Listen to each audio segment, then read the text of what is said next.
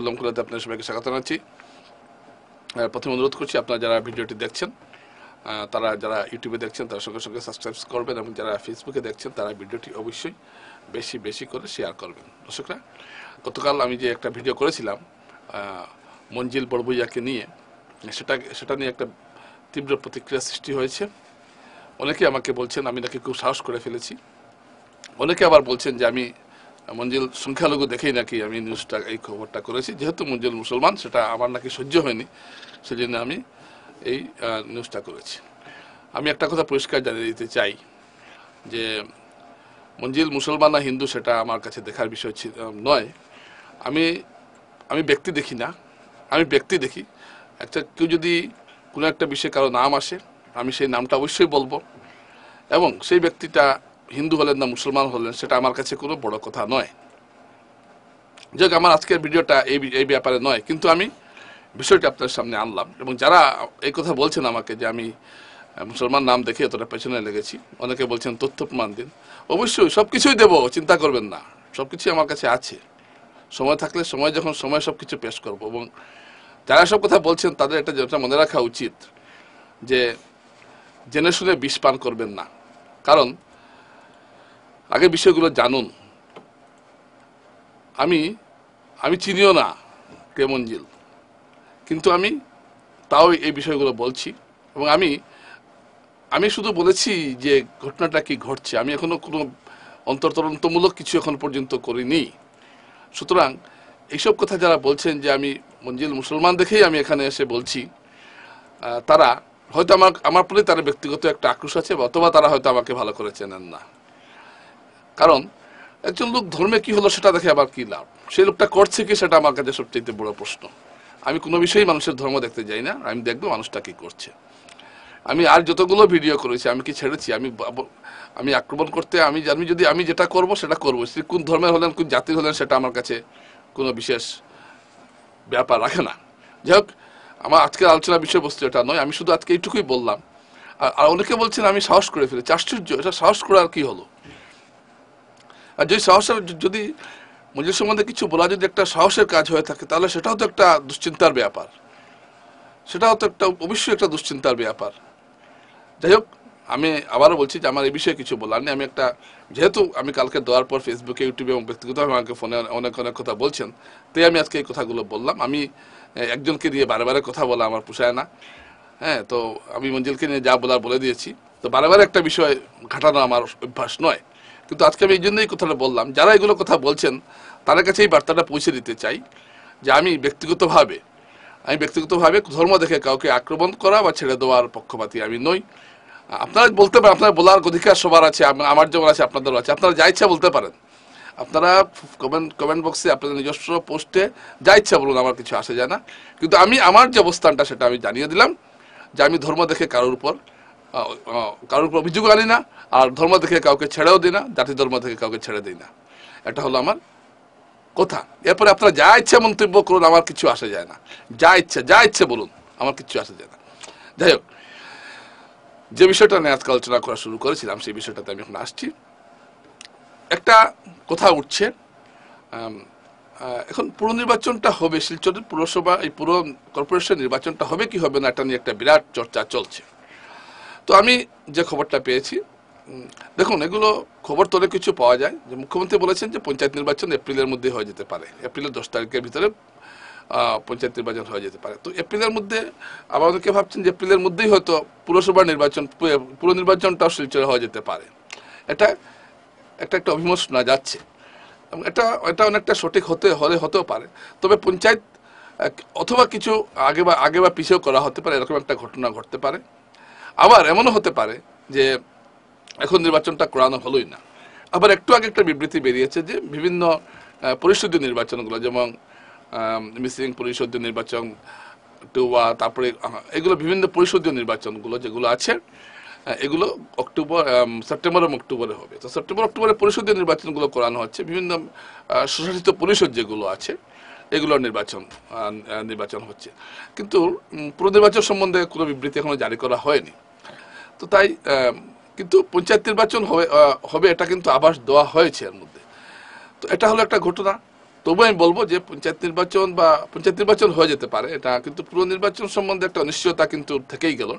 পুরো নির্বাচন হচ্ছে যেমন কোনো ইঙ্গিত কিন্তু পাওয়া যাচ্ছে না এখন পর্যন্ত। এটা আমি আপনাদের সামনে আমি অনেক খবর নিয়েছি, পুরো নির্বাচন হওয়ার মতো কোনো ইঙ্গিত এখন পর্যন্ত পাওয়া যায়নি, পঞ্চায়েত নির্বাচনের পাওয়া গেছে। আর সবশেষ খবর হলো যে জেলা প্রশাসন পুরো নির্বাচন করার জন্য পুরোপুরি তৈরি, ভোটার তালিকা থেকে শুরু করে সবকিছু প্রস্তুত, শুধু বিজ্ঞপ্তি জারি হলেই সব কাজ শুরু হয়ে যাবে। মানে এক কথায় পুরো নির্বাচনের জন্য প্রশাসন পূর্ণমাত্রায় প্রস্তুত, এটা ঘটনা। কিন্তু নির্বাচন হবে কি হবে না এটা নিয়ে কিন্তু এখন একটা অনিশ্চয়তা রয়েছে। আর এই অনিশ্চয়তার মধ্যে কিছু কিছু মজার ঘটনা ঘটছে, যেটা আমি আজকে আপনাদের সামনে তুলে ধরছি।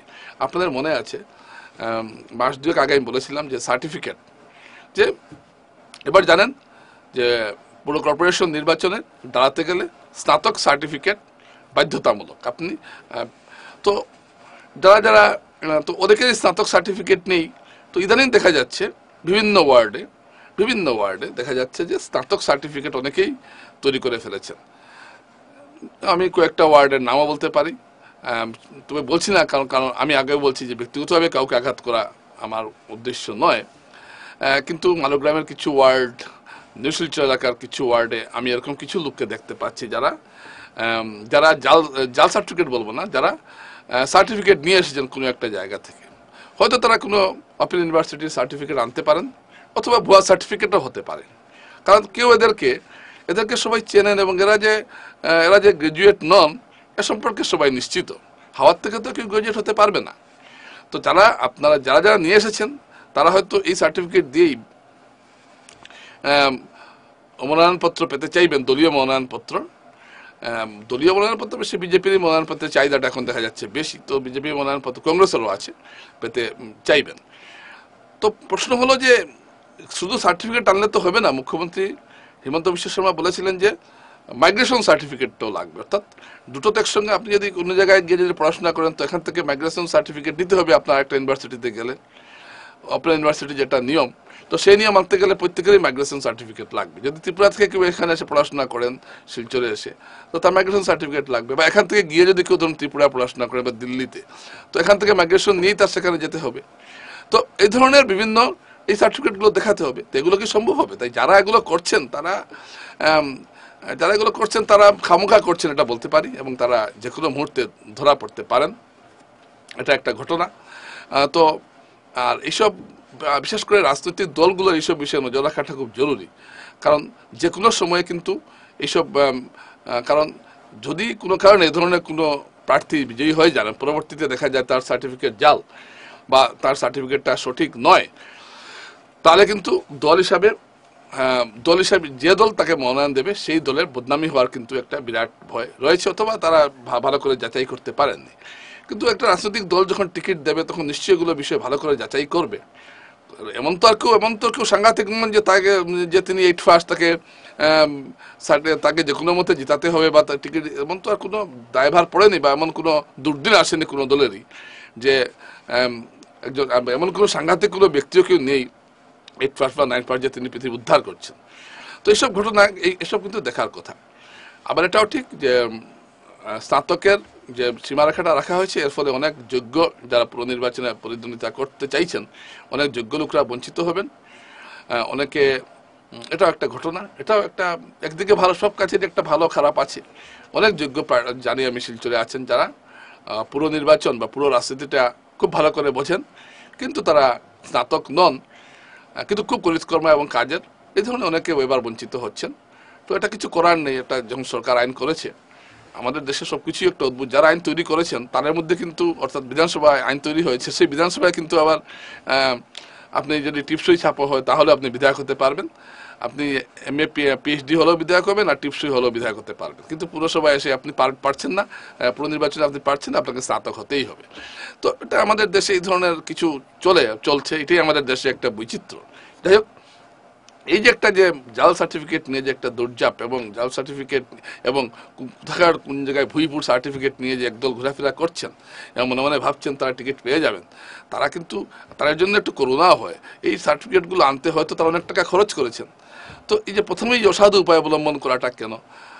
তো এই বিষয়টা কিন্তু একটা প্রতিটি রাজনৈতিক দলকে এই বিষয়টার দিকে নজর রাখতে হবে। তো আমি এই বিষয়টাকে আমি আগেও সামনে এনেছি, আজকে একটু আনলাম, কেন দেখছি কি এখন এই বিষয়টা বেশি শোনা যাচ্ছে, সার্টিফিকেট যে কথাটা। যাকে আপনি ধরুন আপনি চেনেন জেনেন ছোট থেকে জানেন যে কতটুকু পড়াশোনা করেছে, ওটা এসে বলবে যে না আমি তো মাস্টার ডিগ্রি, কেউ এসে বলবে না না আমি তো বিএ পাস করে ফেলেছি, আর বা বিএ পাস, আপনি জানেন 8 পাস 9 পাস কিনা সন্দেহ আছে, বিএ পাস হয়ে গেল। তো এই ধরনের ঘটনাগুলো এখন একটু বেশিই বাড়ছে মনে হচ্ছে। তো এবং অনেকে আবার দাবি খাটিয়ে বলছেন যে না না না আমি এমএ পাস, কিরকম কিরকম তো সার্টিফিকেট বলবে, এই ধরনের জবাব পাওয়া যাচ্ছে। যেমন একজনকে জিজ্ঞেস করলেন যাচ্ছে আপনি বিএ পাস কিভাবে করলেন, করেছি আমার সার্টিফিকেট আছে। আর বিএ পাস করতে গেলে একজনকে কলেজে যেতে হবে, লোকে দেখতে হবে যে লোকটা কলেজে গেছে, এরকম কিছু নেই, এখানেই ঘোরাফেরা করছে সারা জীবন, ও হয়ে গেল বিএ পাস। বা কোনোদিন কলেজে যেতে কেউ দেখলো না, পাড়ার মানুষও দেখলো না, সেই লোকটা হয়ে গেল বিএ পাস, বিএসসি পাস, অথবা এখন তো এমএসসি এমএ পাসে হয়ে যাচ্ছে, এমএ পাসে হয়ে যাচ্ছে, মাস্টার ডিগ্রি। অনেকে মাস্টার বানানটা করতে পারবে কিনা ঠিক নেই, সে বলছে মাস্টার ডিগ্রি। যাই হোক, আজকে আমি এই ঘটনাটা আবার আনলাম। তো আমি চাইবো যে আপনারা যারা অনুষ্ঠান দেখছেন, যারা বিভিন্ন দলের মানুষ যারা দেখছেন বা সাধারণ নাগরিক, তারা এই বিষয়ে সচেষ্ট থাকবেন। আর বিশেষ করে যারা এই ধরনের সার্টিফিকেট নিয়ে দৌড়ঝাঁপ করছেন, তারা দয়া করে সতর্ক হয়ে যান, বিষয়টা অত সোজা নয়। নমস্কার।